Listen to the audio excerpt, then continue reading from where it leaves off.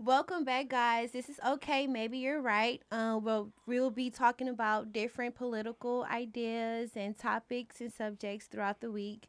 We'll be coming out every Thursday at 6 a.m. on YouTube and SoundCloud, Spotify, and wherever else you get your podcasts. You can follow us on Instagram and Facebook. And YouTube. Yes, it's just that Yeah, you YouTube. left out YouTube. Okay, just say, okay, maybe you're right. Okay, maybe you're right, Granny. Okay. Okay, maybe you're right. Okay. So right now we're gonna introduce Oren. We want to talk about. Could you let us know who you are, where you're from, like that? Oran McMichael, originally from Nacogdoches, Texas. Grew up in Los Angeles and have been all over the country since then. Okay, okay. Earlier my grandmother was talking about the Watts riot, but you were in elementary school, right? Yes, 65. I was in junior high school. Oh, junior high school. hmm Okay.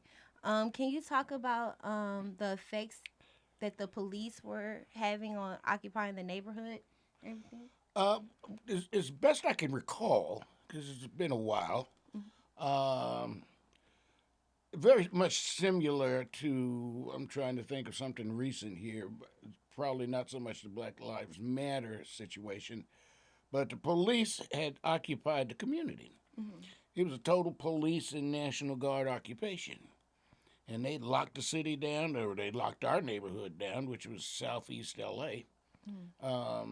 And we weren't even allowed out on the steps of our houses, and placed under curfew. Wow.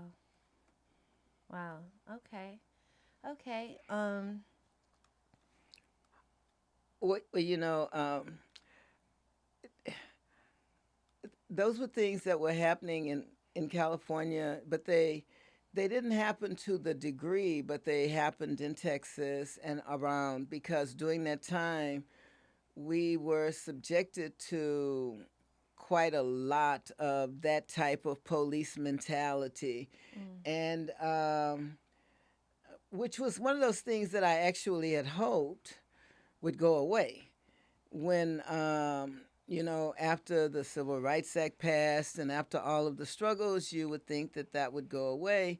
And if you look at where we are today, we're right back where we hasn't were changed. back then. Right. It's like this constant evolution, and I guess the real discussion we need to have, we need to remember how these things are, but we also need to talk about how we keep from going back Mhm. there And at that's some true. point. You Yeah. know, um, granted, there have been a number of changes since 1965. Um, and it wasn't until 65 that the Voting Rights, I think, Yes. Act came in. Yes. Yes. And at that given time, um, in Los Angeles, we were suffering, as in many other cities, under what's called redlining. Mm. So they were able to corral either the Latinx folk or the African American folk into simple, very stageable communities. Yes. Mm. So that when there was a riot, any outreach for that was talking about the injustices that were going on, we were very easily encircled. Right. Yes. Right. Yes. And that's interesting because like every time there is a riot, you always hear the other side saying, "Why are y'all messing up y'all's neighborhoods?"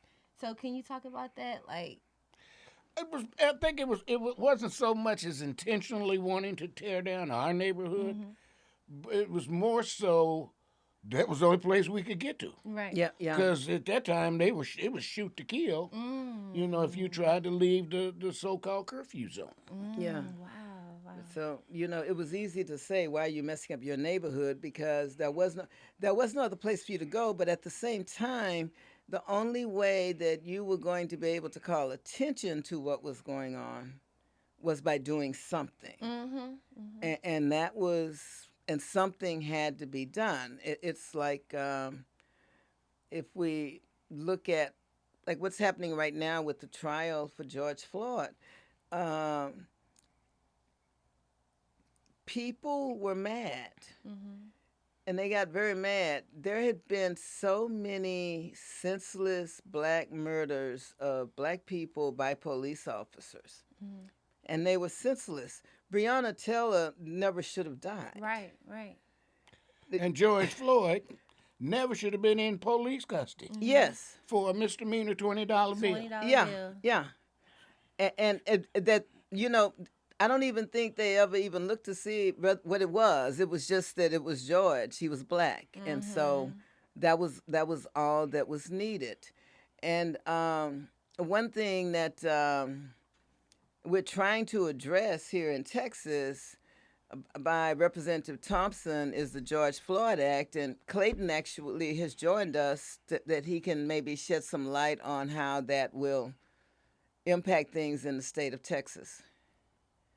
Yeah, so the George Floyd Act actually does quite a bit. We were joined by hundreds of folks, families, leaders of other organizations, activists, you name it, really talking about George Floyd. So it does quite a few things. This is a very big bill and a very good bill, in our opinion.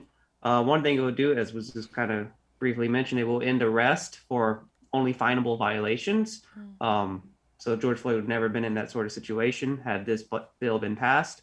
It will also end qualified immunity, which you can imagine once they got that in there, every single law enforcement agency in the entire state of Texas started showing up because, and that's Clayton, for some of the that's a people that are listening to the podcast Yeah, I and was that just we're about to looking ask. at it that may not fully understand qualified immunity. Okay. So let me tell you it through a story. So it is illegal for a police officer to sick a dog on a person laying down. So if you are laying down, a police officer cannot legally sick a dog on you. But there's this one gentleman who he was sitting down with his hands up, and the police sicked a dog on him, and the court decided that police was, he had qualified immunity, he could get away. Who needs accountability? Because for whatever reason, the judge decided that sitting on the ground with your hands up was different than laying on the ground, which is Wow. absurd. So what qualified immunity does is it creates absolutely no accountability. A police officer could literally kick down your door and shoot your dog, and chances are they could find qualified immunity for it. It makes it impossible to fire bad officers. It makes it impossible to hold anyone accountable. And we absolutely have to get rid of it. So long as we have qualified immunity, there will be no police accountability. That is so true. Mhm. Wow. Let me Yeah. ask one question about the bill. Uh, Mhm. does it create a list of unqualified law enforcement personnel? Good question. So when an officer is fired, say in Williamson County, they can't go get a job in Hayes County. Oh, I hear what you're saying. That's a very good question. So I don't know if the state one does, but I know the national one. There's at least a bill nationally that will create a database. Database. Um, It's okay. We'll cut it out. Yeah. Don't worry about it. No, I've been out block walking, causing all sorts of trouble. Mostly good though. Okay. Well, as long as you're creating good trouble. But actually, the question Oren asked is good. And I'll tell you a story. This happened years ago in Houston. Oren, you may remember this. There was a police officer from West Texas that was fired for, I think he had killed one or two people for no reason, basically. And he came to Houston, became a police officer in Houston, and he literally shot a guy 4 or 5 times that was crawling on the ground trying to get away from him over on Scott Street in Houston. Wow. And this happened some years ago. But if there had been some system set up so a bad policeman couldn't just go to another city and get hired, and no one never checks, or maybe that back then they did check but they didn't care, I don't know, but that should be something that should be discussed, to at least try, if it's not in the bill, to try to have it added in the House or the Senate version. That's a good And I do idea. know there's some props. There's actually several city codes, chapter I think 174, if I remember right, and a lot of cities that actually block police chiefs from looking at officers' past history. So I know, for instance, in San Antonio, we are working very closely with it's called the Fix SAPD, Fix San Yeah. Antonio Police Department, which will remove those city chapters. Um, And they where should be removed because if I decide to move from one city to another and you haven't checked why, it's likely that I probably made that move because I did something there that I shouldn't have done. I mean, we Exactly. we check our teachers' backgrounds. Why can't we check our police We backgrounds? check Right. everybody's Everybody. Everybody's background. Yeah. backgrounds, right? Yeah, we check everybody's background. The only people that we don't check their background are police and I'm going to say some Republican elected officials. Mm. Okay, Clayton, you may have a lot more information on this, but can you tell me a little bit about the defund the police? I know it's a lot of controversy surrounding that, and a lot of people are like, "What, defund the police? So you want to take all the police away?" So can you explain that to the people that's listening?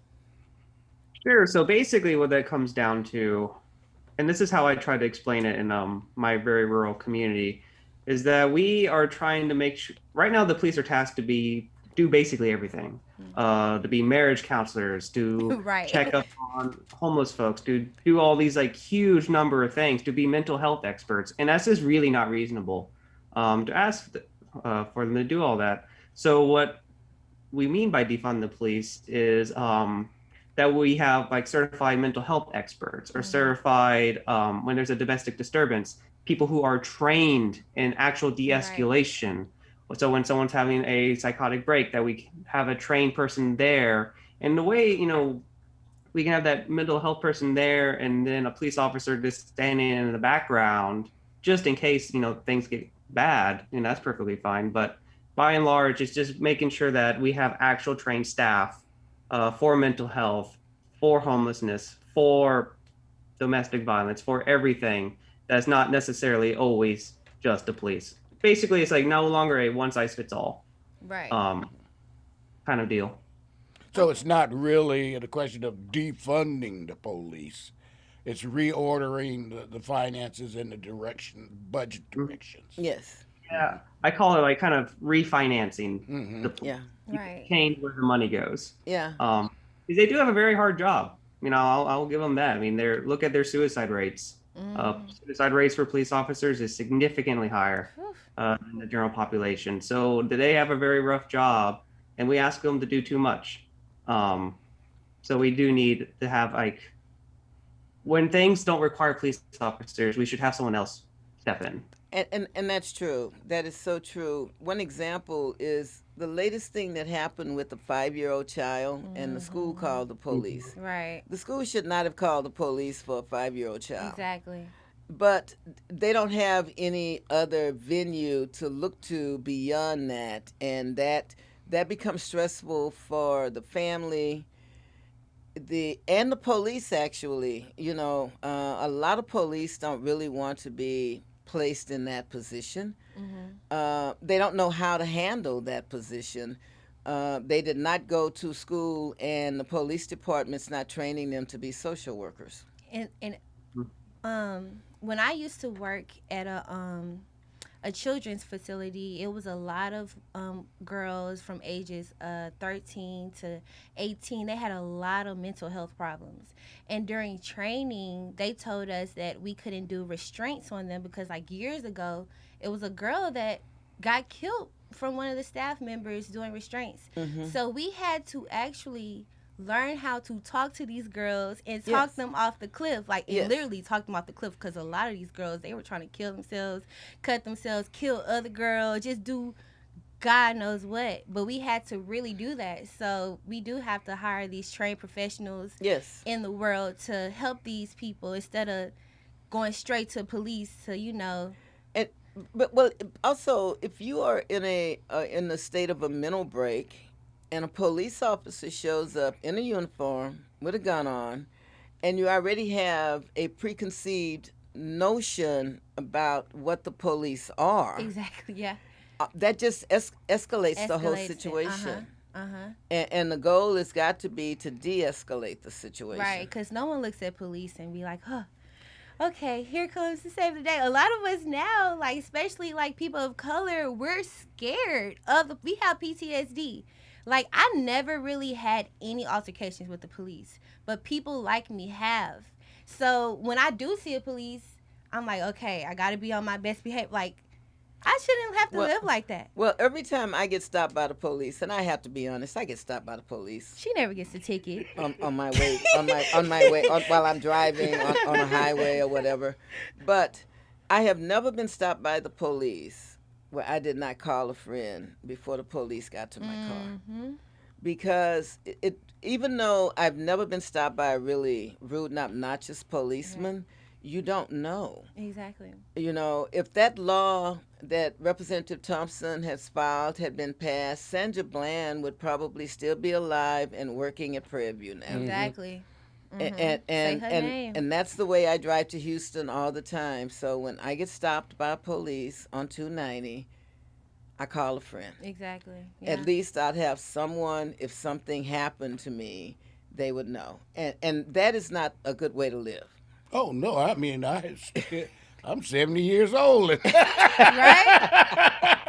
I get worried every time they pull me over. Exactly. There might be some other extenuating circumstances involved too, but no, it's from life experience. Well, maybe they pull you over because you like to drive off the freeway.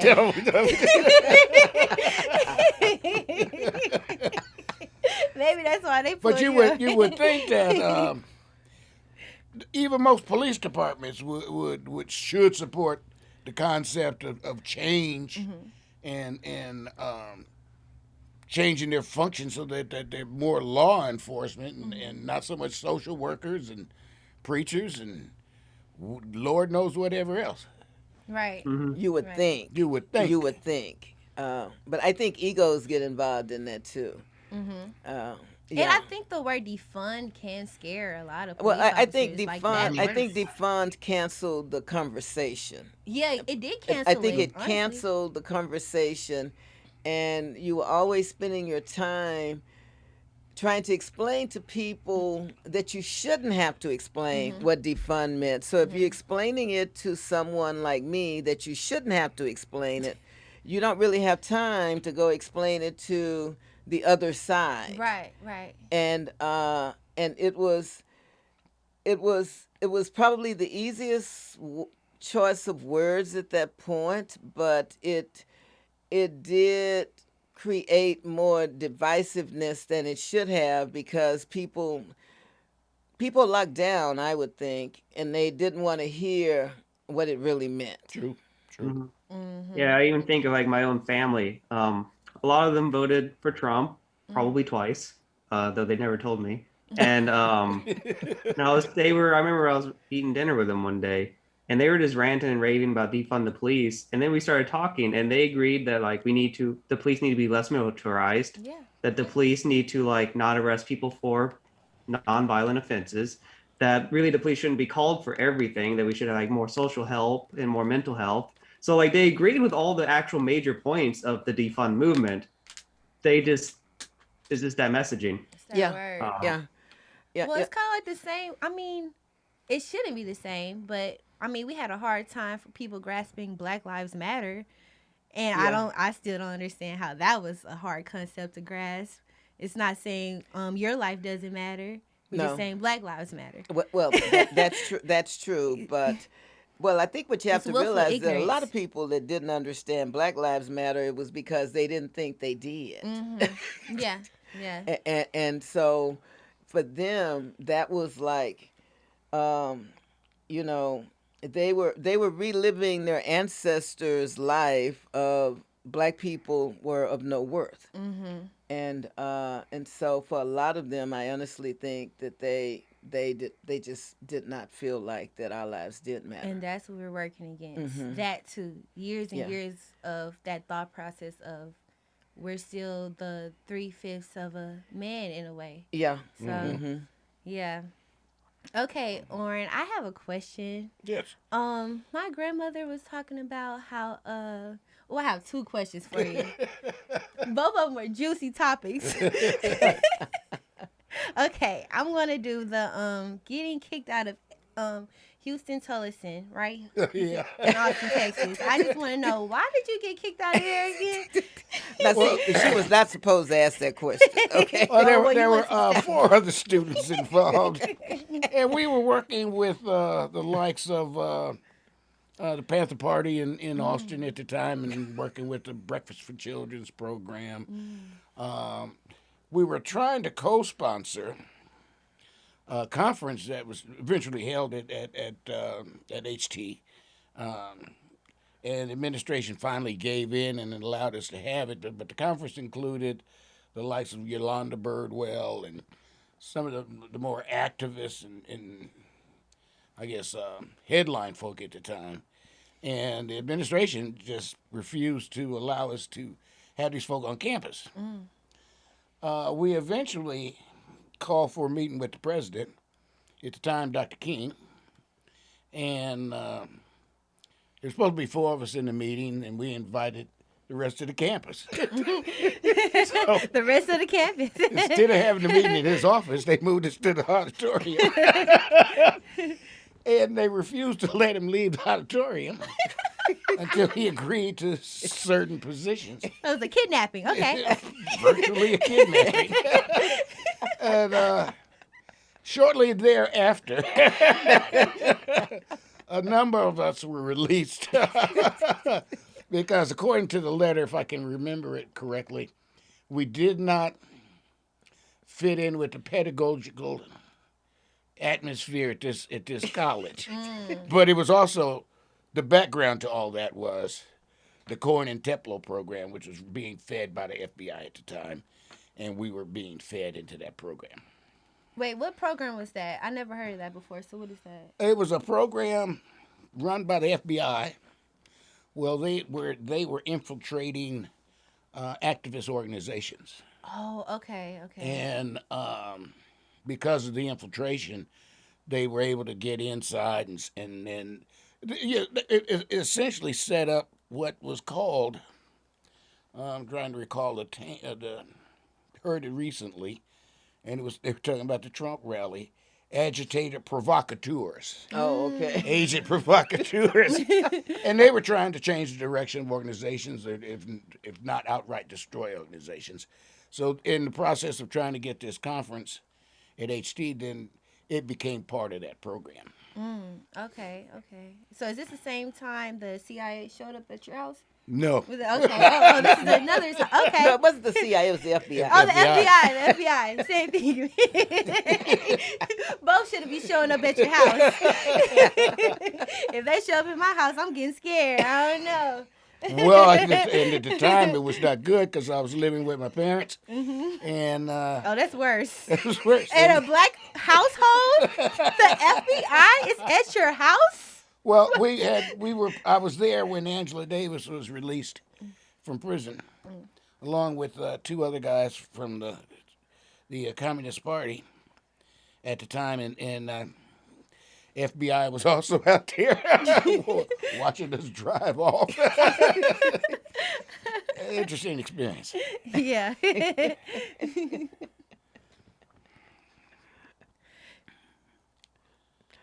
But it sounds like, Oran, you've had some interesting. Well, I must say that and I have to give a lot of credit to my parents and obviously going back to the church.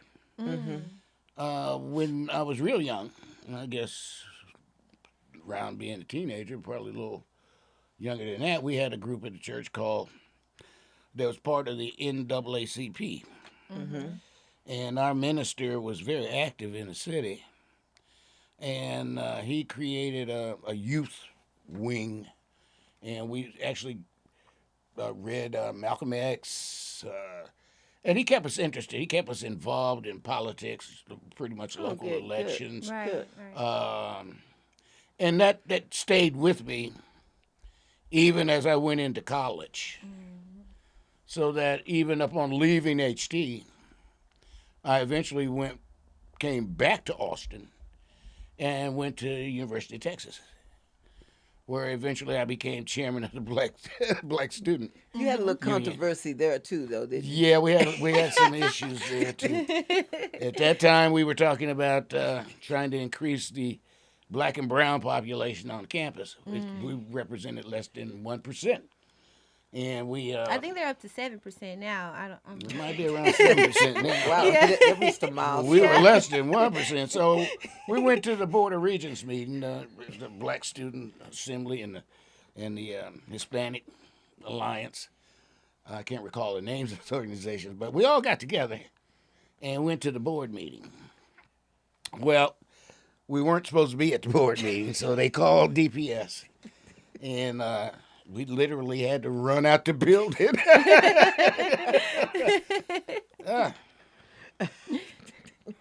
But did they realize though that things were changing and they made some adjustments? No, not at that time. Nothing happened at that point. Barbara Okay. Jordan came in Oh, okay. and intervened.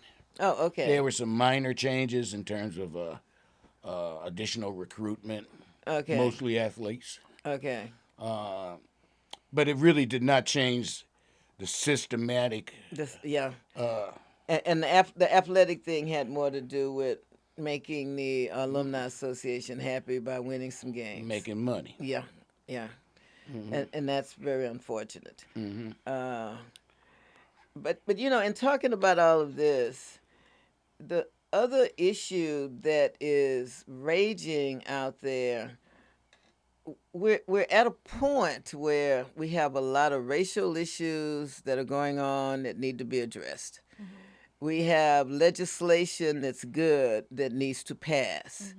We have a Texas legislator that is trying to do everything they can to stop people from voting because they got scared. The Republicans got scared that they were going to lose next election cycle. And so, Clayton, you want to share a little bit about some of the bills that are out there that are trying to disenfranchise voters instead of promoting voting for everyone? Yeah, so, oh boy, where to even begin? um, so there's a pretty bad bill currently in the House. I know Beto O'Rourke has been doing a lot of advertising for it, and I think they had a 23-hour, maybe 24-hour committee hearing about the bill. Yeah. And basically what it would do, it would purge a lot of voters. It would really hurt a lot of the cities because it just would lessen voting machines, would lessen drop boxes for mail-in ballots, and it does a whole host of other things. And y'all might find this a little funny. So I discovered a new news channel. It's where I'm able to watch 4 channels at once. It's basically my way of being able to watch Fox News without causing myself that undue suffering of having to watch Fox News. And, without getting clinically depressed. or really, really angry. And they have just been these last few weeks, they've been absolutely ranting and raving about cancel culture, which I find so ironic because I'm starting to wonder if they're going to start raving about cancel culture, canceling the word hypocrite as they continue to try to cancel out voting rights. Yes. True. Yes. Yes. And they really, in Texas, let's see, they want to do away with drive-through voting. They want to limit the amount of early voting that is done. They don't want drop boxes. They want to purge the list. Basically, the purging, they've always purged lists, but they normally purge them wrong depending on the cities because a lot of the counties, they have control over what they do. And, I'm just hoping that for everything that they really are trying to do at this point, I remember when we didn't have early voting, we didn't have drop boxes, we definitely didn't have 24-hour voting, and the Democrats controlled the state. And people actually went out on election day, and they went out in large numbers, and they voted. When Mark White won, it rained that day in Houston really bad, and the polls had lines. And maybe the only way, I don't know what'll happen if once they change all their rules and we win next year.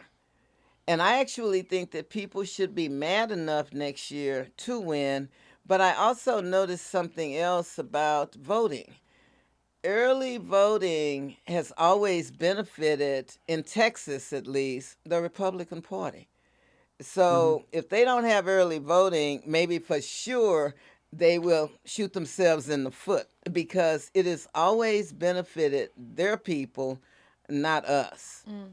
A lot of progressives do vote early, but the conservatives vote a lot earlier than we do, on more times than none. They started winning after we passed early voting in Texas. Mm. So, whereas they weren't winning before then. Yeah, then they got rid of straight ticket voting, Yeah. which is make. I mean, Well, for because small rural areas like me, that doesn't make much of a difference. But for Houston, for Dallas, places like Austin, Houston, especially when the ballot is so long and lengthy. But what hmm they were hoping for then was that I think that they probably knew they were in trouble the last legislative session. So the way you get out of being in trouble is you do away with straight ticket voting because there were a lot of people in the state of Texas that probably realized they made a mistake and they had no desire to vote for number 45 again. Mm-hmm. Hmm. And I think they knew they were in trouble, and that was the way that they felt like they could remain in power. But let's not kid ourselves, because there are a lot. They're selling this on the basis of the big lie, Mm-hmm. and there are a lot of folk out there, particularly Republicans, who still believe The big lie. the big lie. Yeah. And what I think I heard the figure was 80%. Now it's down to about 65% of the Republican Party. And Actually, I think I saw something today that said it was that 49% of the people still believe that Trump still believe. still believe that Trump won. Wow. It's slowly going down as people become, but I think that number is going to stay somewhere between the 30 and 40% because they need to believe that Trump won. Yeah. It doesn't have anything to do with reality. They need to That's believe their that he was Jesus. right. That's their Jesus. Yeah, well, and that's true. You That's know, their the Lord and fact that Savior. they would have these are supposed to be the most religious people, and they And actually they're create worshiping a false a gods. golden statue of Donald Trump. Do they know what Moses did? There's a Do they even have restaurant. they ever even read the Bible? There's a restaurant I think in Texas that is. I seen this on TikTok. It's dedicated to Donald Trump. Like it's like a Donald Trump hamburger, Donald Trump fries. Like everything is like make America great again. In the Everything restaurant. that's It's clogging weird. your arteries probably because that's all he eats. It's getting weird. He's giving me Jim Jones vibes, and I don't like it. So Well, I mean, I live in the Kyle area, in Kyle, and all I had to do was drive 10 minutes, and I'm still seeing big Trump signs, Trump Mhm. 2020. Oh, You yeah, in should. Katy You too. should. You should drive down 290, Yeah. all the way down 290 at all of the very large ranches and stuff. They still have their Trump 2020 signs. I'm waiting to see a Trump 2024 sign. I'm sure they'll be Oh, I've printing seen them up some. soon. I've seen some. Because although I honestly there is no doubt in my mind. I think by then people will have gotten tired of the big lie.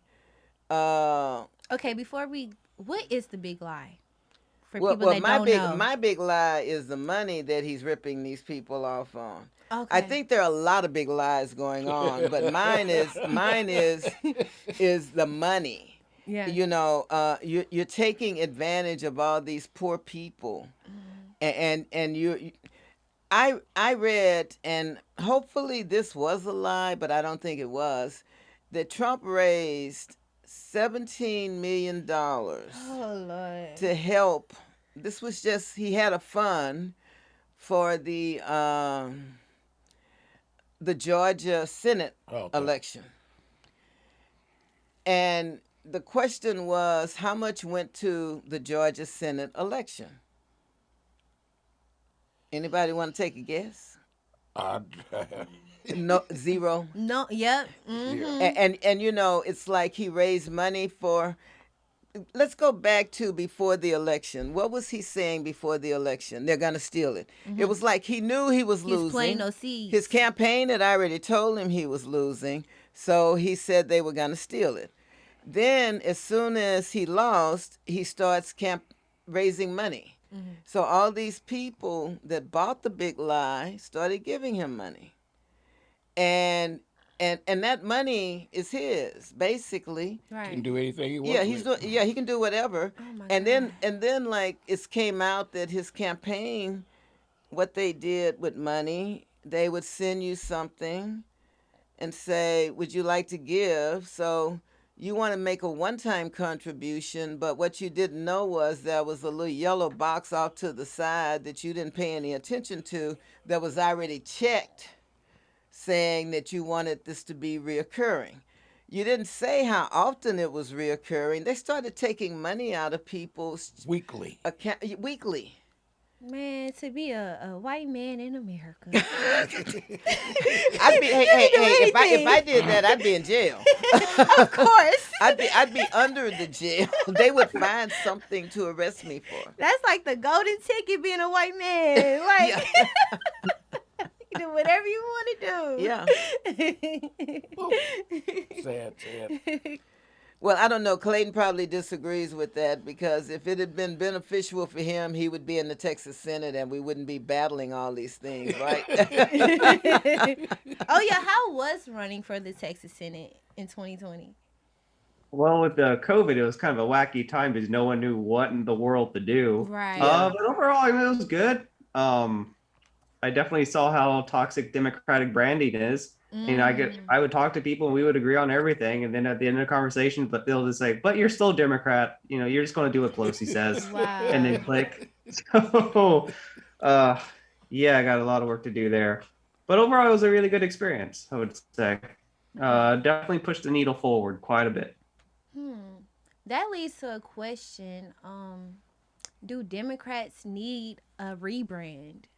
I feel like the Republican Party, like their brand is set, their followers are set, but people are so iffy on the Democratic side. I think both parties actually are going to need a rebrand. And that's just my own personal take because I think the Democrats need a rebrand.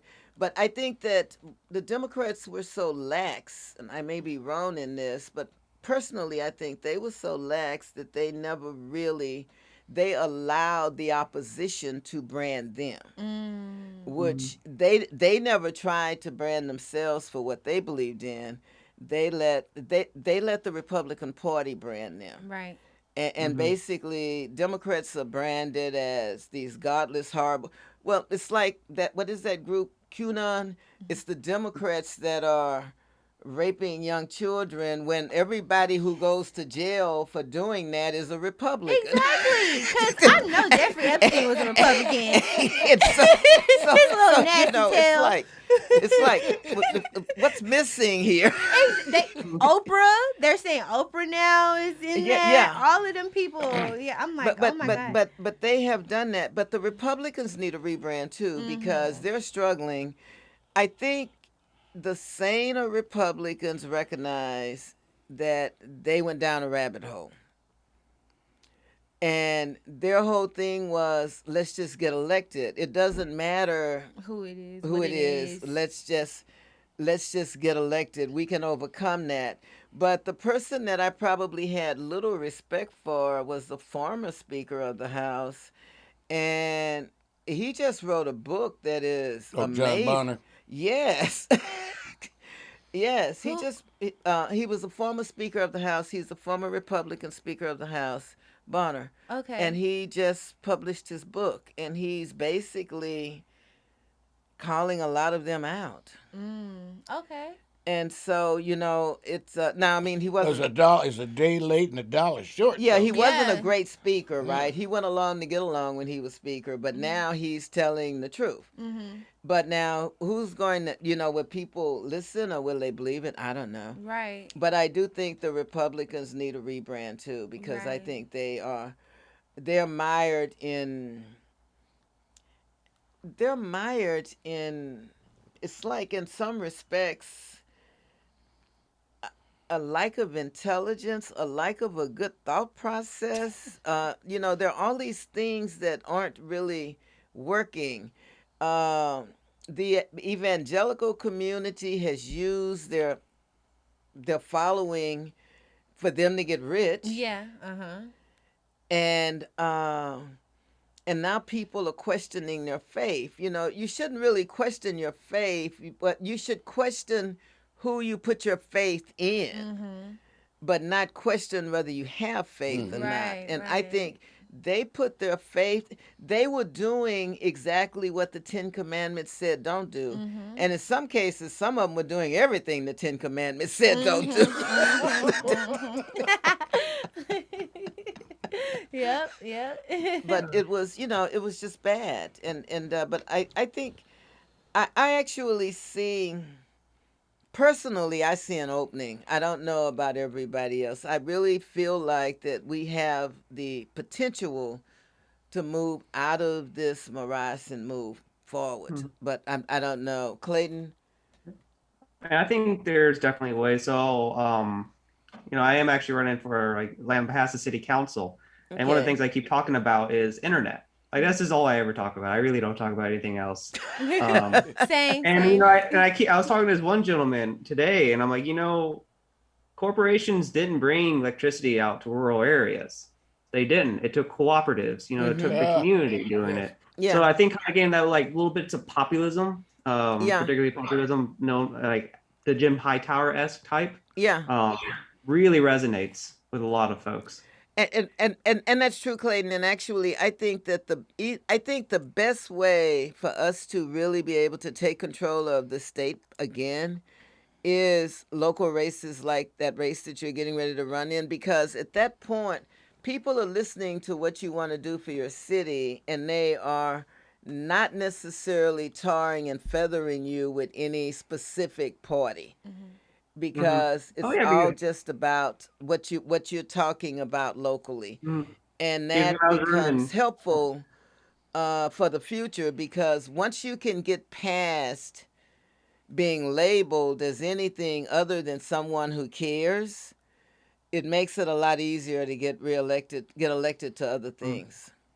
And it oh, yeah, doesn't because, matter what party you're in, as long as they relate to you as someone who cares. mm, oh, yeah, because when I was running for state senate as a Democrat, that's always the first question you get: Democrat or Republican, Yeah, and if they don't like your answer, it's immediate shut off. Wow. Like the conversation is just done. Like you do, there's I nothing know, else you can say. because so many Republicans have been brainwashed, and a lot of them got that brainwashing from their church. Mm-hmm. Mhm. Avante told me a story about trying to go to church. She wanted to go to church, but she didn't want to drive to her church, so she went to a church Oh in yeah. her neighborhood, which In is Katy, Katy, Texas. and she said she had to get up and walk out, and everybody was looking at her. Oh my Mhm. gosh, they was talking about everything. Like they had all the police come in and like stand up, and everybody was clapping for them and saying how like the Black Lives Matter people were the devil. I was like, oh my god, I'm so scared. I had to walk out. I was like, I had to leave because I Mhm. didn't know what they were about to do. But I have one last question for everyone. Okay, for the young voter that wants to get into local elections and doesn't want to like just wait every 4 years or 8 years to vote for the president, like what are the steps to doing that? Like how do they research about the people that's running in their neighborhood or area or whatever? So what do they do? Well, I think you find, it's easy to do the research to see who's running. You Mhm. can go to the Democratic parties, you can go to their websites, Mhm. you can go to the Secretary of State's office, but then just locally, you can go to their campaign office, Right. pick up literature. Well, actually, now you can go to their website, because they have websites, and then you talk to people. Mhm. People should really start really talking to people. You can go to their forums, listen to what they have to say, Yeah. ask them questions, So you can Mhm. actually and talk also to see them. what they do. Mhm. It's easy to run for office, in my opinion, and talk about how great you are, But what are you doing? It's like, now these are two people that I would never vote for either one. Okay. Okay. But Ted Cruz lost his power and went to Cancun. Oh yeah, yeah. Mhm. John Cornyn stayed and helped pass out water and food. Mhm. So if I had to vote for one of them, who would I vote for? John Connor. Yeah, Yeah. yeah. Okay.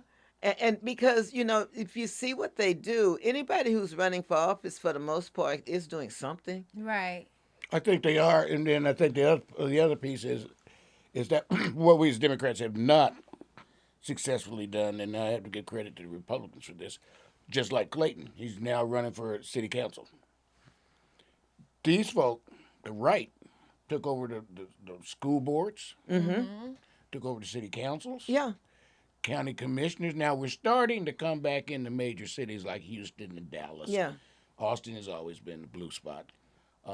There's some, and then San Antonio's been a blue spot, but there's some break now.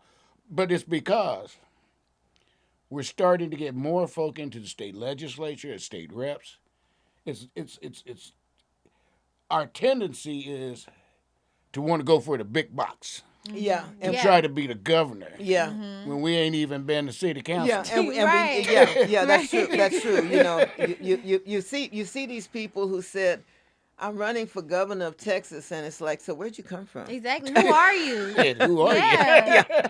you? Never heard of you before. But I Yeah. think in terms of young folk, I think the more they get engaged at an early age in the local politics, Yeah, even if not running for the office, but helping folk run for office. yeah, Okay. And that gives you, I think, the kind of start and the kind of grounding that you're probably going to need For the future. bigger fish. Yeah. Right, because you hear all the time young people saying, "I'm not voting. It doesn't matter." Especially when it comes to presidential elections, and they bring up the electoral college, some type of argument with that.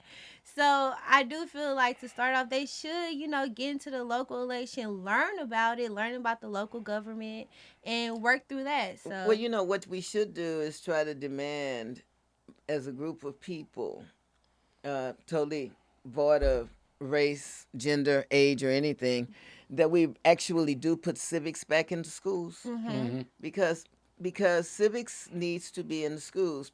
Young people need to understand their government. right, right. And I have to give Bernie Sanders a shout out on this. When Bernie He branded himself really good. He branded Yes. himself really good. And when Bernie said he wanted to start our revolution, that was one of the things that he said at the State Democratic Convention in San Antonio. He spoke to the room that was there for the Bernie meeting, and he laid out his plan of local races. You start locally and you move up. And that plan was so good. And it's also so true because for people who remember, when Texas controlled the legislature, the Senate, and the House, and most of the state offices, when they started losing, they started losing those positions to people who had followed the Republican plan, which was the exact same plan.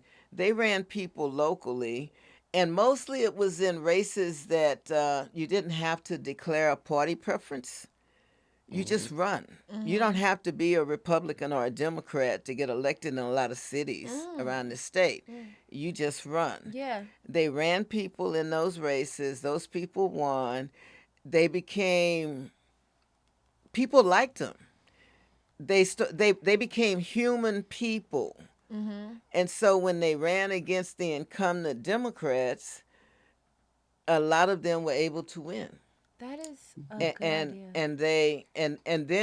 Then they were Republicans. But in the seats that they had held earlier, the average, people knew what their party preference was, political people, but the Yeah. average person, they just knew that they liked them. Right.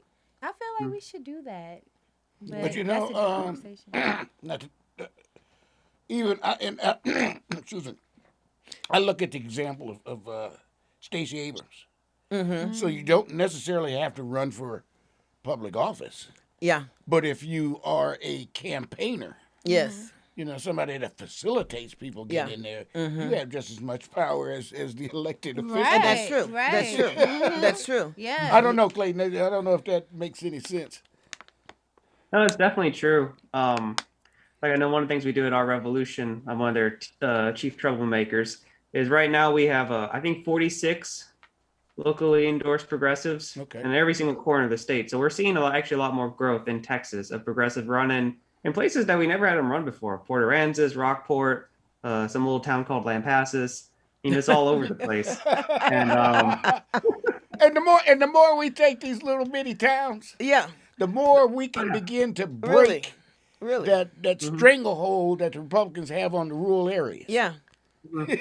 That's true. Oh yeah, I mean with the if we in every single rural county, if we increase Democratic turnout by 5%, so going from getting 20 to 25% of the vote, Texas flips. Yeah. Mm-hmm. It's not easy. Yeah. So we need to, frankly, we need to stop relying on the Texas Triangle and start focusing on South Texas, West Texas, and East Yeah. Texas. That's I true. would agree. That's true. Okay, Clayton. So we're about to wrap it up. Is there any social medias or websites where people can find you? Sure. So if you want to learn more about my campaign, you can go to ClaytonTuckerTX.com or just go Facebook, Twitter, Instagram, and search Clayton Tucker or Clayton Tucker TX. You'll pretty much find me. For our revolution, that is ourrevolutiontx.com, and to sign up for updates for me and for our revolution, just to know what's all happening. Okay, cool. Well, Clayton, let me wish you good luck in your campaign out there. Hey, I appreciate y'all. And Clayton, just as I did when your Senate race, I will come to Lampasas and block walk for you. Dude, I am kid y'all not. I'm block walking every single day from now to May 1st. So Okay. Well, I'll tell you what.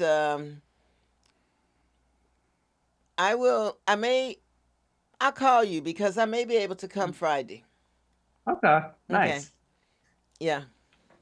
And then you can go to Storms. It's they have the best burgers in all of Texas. Not that I'm biased or Ooh. anything. You're talking up my world now. Okay. Better than them Trump burgers.